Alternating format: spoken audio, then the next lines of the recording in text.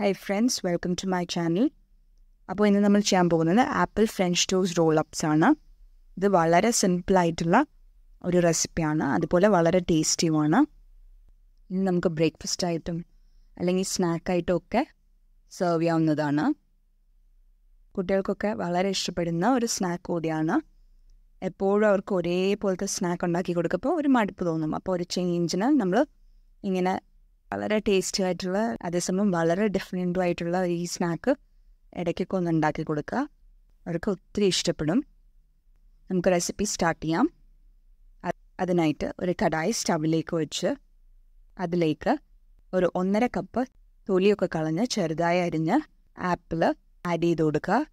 എന്നിട്ട് അതിലേക്ക് 1 teaspoon cinnamon പൗഡറും 1 ടീസ്പൂൺ ഷുഗറും 1/2 നാരങ്ങയുടെ നീരും ആഡ് ചെയ്ത് കൊടുക്കുക.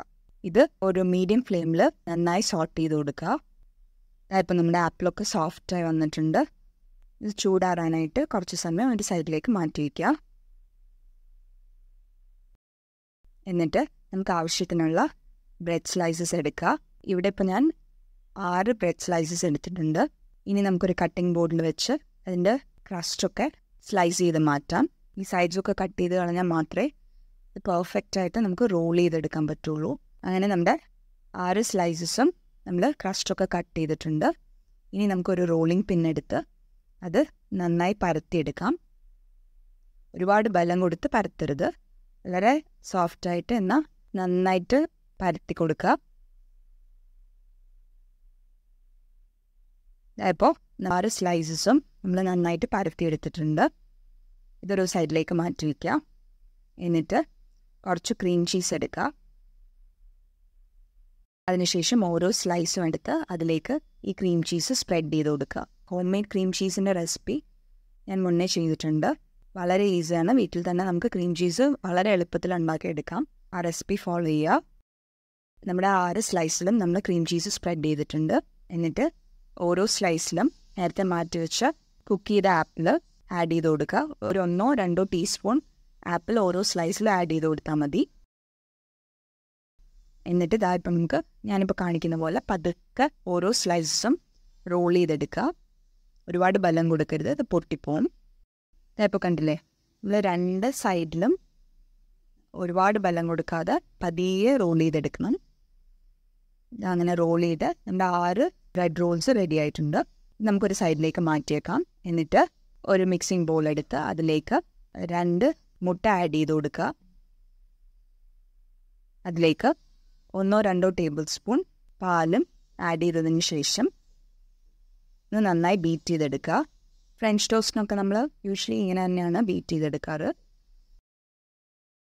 അങ്ങനെ ബീറ്റ് ചെയ്തെടുത്ത ഈ എഗ്ഗിലേക്ക് നേരത്തെ മാറ്റി വെച്ച റോൾസ് ഡിപ്പ് ചെയ്ത് ഓരോന്നായിട്ട് നമുക്ക് കുക്ക് ചെയ്തെടുക്കാം.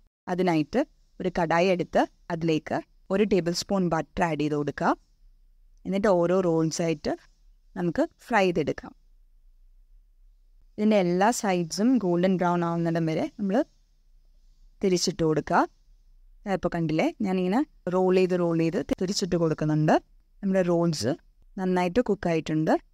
അത് നമുക്ക് ഒരു പ്ലേറ്റിലേക്ക് മാറ്റി വയ്ക്കാം. എന്നിട്ടൊരു മിക്സിംഗ് ബൗൾ എടുത്ത് അതിലേക്ക് ഒരു 1/4 കപ്പ് പഞ്ചസാരയും 2 ടീസ്പൂൺ സിനമൺ പൗഡറും ആഡ് ചെയ്ത് കൊടുക്കുക. എന്നിട്ട് നന്നായി മിക്സ് ചെയ്യുക. എന്നിട്ട് നേരത്തെ ടോസ്റ്റ് ചെയ്ത് ബ്രെഡ് റോൾസ് ഈ സിനമൺ ഷുഗറിലേക്ക് ഡിപ്പ് ചെയ്ത് കൊടുക്കുക. എല്ലാ സൈഡ്സിലും ഈ ഷുഗർ കോട്ട് ചെയ്യാൻ ശ്രദ്ധിക്കണം. അങ്ങനെ എല്ലാ സൈഡ്സും നന്നായി ഡിപ്പ് ചെയ്തതിന് ശേഷം നമുക്കൊരു സെർവിങ് പ്ലേറ്റിലേക്ക് മാറ്റാം. ഇനി നമുക്ക് കുറച്ച് മേപ്പിൾ സിറപ്പോ അല്ലെങ്കിൽ ഹണിയോ ഒക്കെ ഡ്രിസിൽ ചെയ്ത് സെർവ് ചെയ്യാം. ഇത് വളരെ ടേസ്റ്റി ആയിട്ടുള്ളൊരു സ്നാക്കാണ്. അല്ലെങ്കിൽ ബ്രേക്ക്ഫാസ്റ്റിനൊക്കെ നമുക്കിത് ട്രൈ ചെയ്യാവുന്നതാണ്. എപ്പോഴും നമ്മൾ ഫ്രഞ്ച് ടോസ്റ്റൊക്കെ അല്ലേ ഉണ്ടാക്കാറ്. അതിൽ നിന്നൊക്കെ ഒരു ഡിഫറെൻ്റ് ആയിട്ടുള്ളൊരു റെസിപ്പിയാണ്. ഡിഫറെൻ്റ് ആണ് എന്ന് വെച്ചിട്ട് അത് ഒരിക്കലും ടേസ്റ്റ് അല്ലാത്തല്ല. ഫ്രഞ്ച് ടോസ്റ്റിനേക്കാളും ഒക്കെ ടേസ്റ്റിയാണ്. അതുകൊണ്ട് നിങ്ങൾ ഒരിക്കലെങ്കിലും ഇത് ട്രൈ ചെയ്ത് നോക്കുക.